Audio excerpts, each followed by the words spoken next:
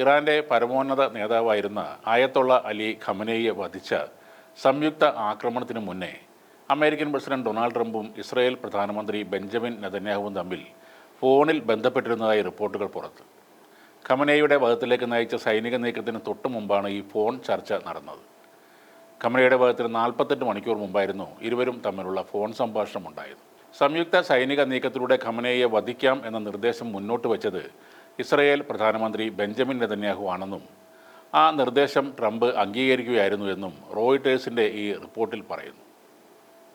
ഖമനേയിയെ വധിക്കാനും നേരത്തെ ട്രംപിനെ വധിക്കാൻ ഇറാൻ നടത്തിയ നീക്കങ്ങൾക്ക് പ്രതികാരം ചെയ്യാനും ഇതിലും മികച്ച ഒരു അവസരം ഇനി ലഭിക്കില്ലെന്ന് നെതന്യാഹു ഫോണിലൂടെ ഡൊണാൾഡ് ട്രംപിനെ പറഞ്ഞ് ബോധ്യപ്പെടുത്തുകയായിരുന്നു എന്നും ആ റിപ്പോർട്ടിൽ പറയുന്നു.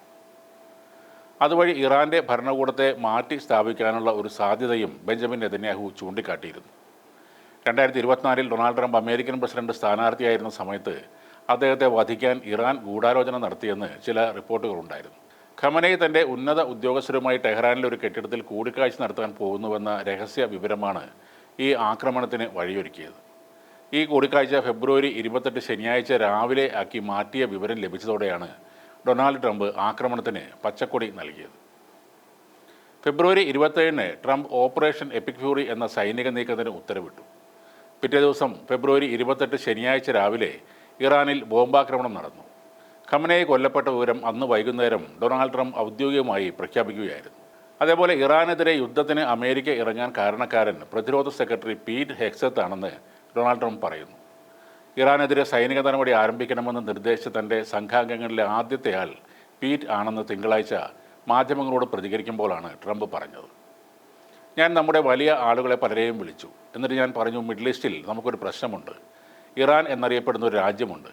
അവർ 47 വർഷമായി ഭീകരത വിതരണം ചെയ്യുന്നവരാണ്. ആണവായുധം അവരുടെ കയ്യരികിലാണ് ഉള്ളത്. നമുക്ക് മുന്നോട്ട് പോയി അത് അവസാനിപ്പിക്കാം. ഇത് പറഞ്ഞപ്പോൾ നിങ്ങളാണ് പീറ്റ് ആദ്യം സംസാരിച്ചത്. നിങ്ങൾ പറഞ്ഞു അത് ചെയ്യാം, കാരണം അവർ ആണവായുധം സ്വന്തമാക്കുന്നത് അനുവദിച്ചു കൊടുക്കാനാകില്ലെന്ന്. ഇങ്ങനെയാണ് പീറ്റ് ഹെഗ്സത്തിനെ പുകഴ്ത്തിക്കൊണ്ട് ട്രംപ് പറയുന്നത്. അതേപോലെ അമേരിക്കൻ വൈസ് പ്രസിഡന്റ് JD വാൻസിനെ ഈ യുദ്ധത്തിൽ തനിക്കുള്ളതിനേക്കാൾ താല്പര്യം വളരെ കുറവാണെന്നും കൂടെ ഡൊണാൾഡ് ട്രംപ് പറയുന്നുണ്ട്.